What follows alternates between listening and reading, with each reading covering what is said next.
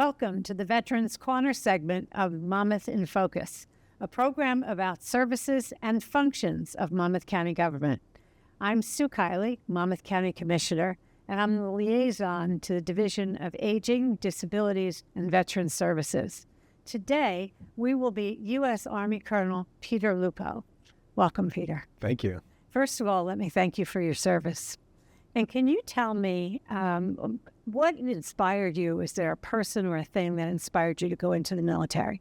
Yeah, I think it would have to be my grandfather, who was also Peter Lupo as well. He served in World War II, and I remember as a kid always pestering him for insights about how it was to be in combat. He served with General Patton in North Africa, and he was actually part of the invasion of Sicily and worked his way up through Italy. So I was always just fascinated how that would be, and he was an anti-aircraft artillery gunner during the war, and he served later on, captured, dealing with as an MP with captured German soldiers. So he had a really fascinating history, and I think his example inspired me to go into the military.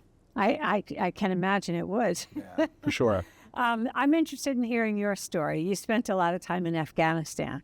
Can you tell me your progression in your rank and how you got into Afghanistan?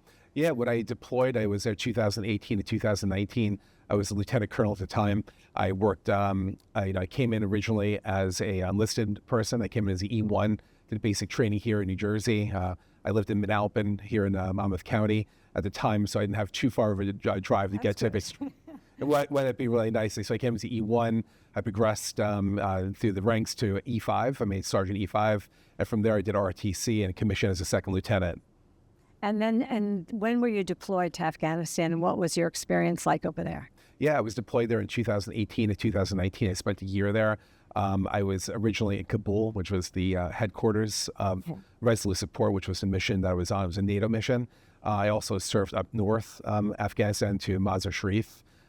So I spent the entire year throughout Afghanistan, with the exception of a 2-week R&R leave that I got to come home and spend time with my children. I didn't think anybody got R&Rs anymore. Yeah, it's still. How old are your children? My children are almost 11 and almost 13. Yeah, Vincent and Madeline. That's great. That's great. I bet they were very glad when you came home. They were. Yeah, it was really nice. What was the main mission or objective for you and your team when you were in Afghanistan? So when I was in Afghanistan, we were part of a mission called Train, Advise, and Assist.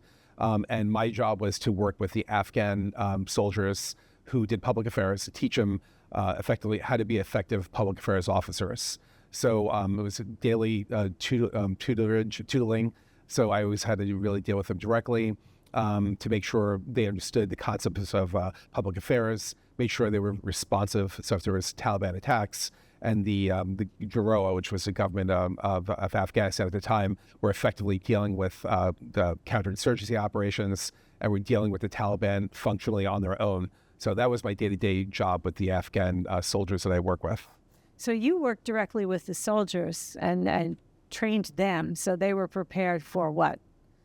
That's correct. The idea was that that we were going to train them in all capacities. And my particular role was public affairs, and that they would be self-sufficient, that effectively they would be able to manage missions on their own without American or NATO support. And that was the idea. That eventually, and I felt that in the year I was there, they were really very eager to learn. I felt that the training really helped them, assisted them, and they were prepared really effectively to do the job after the year that I spent with them. That's great. Yeah. That's great. I guess it's an unusual position to be in when you're over there, but it sounds, was there a language gap?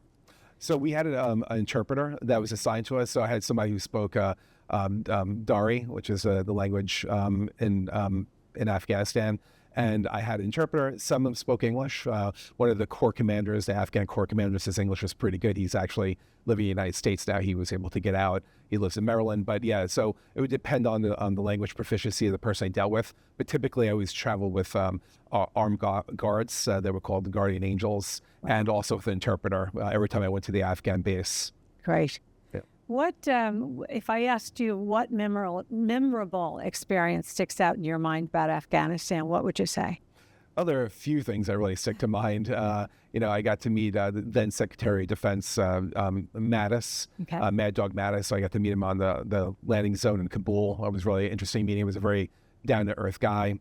I was able to do a number of things. Some were frightening, being in helicopters or being fired on, and suddenly losing altitude were definitely frightening types of factors. But one of the most warm memories I had of being in Afghanistan was Christmas Eve, going to a multi-faith church in the middle of Afghanistan, in northern Afghanistan, and having your fellow NATO soldiers with you, hearing prayers in different languages.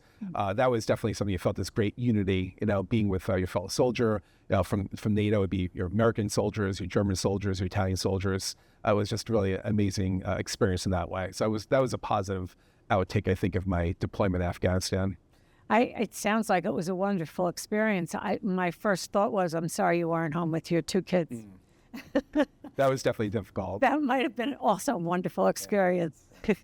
Well, we greatly, greatly appreciate your service. The sacrifices you make and your family make it should never go unnoticed. And we respect the military for that reason.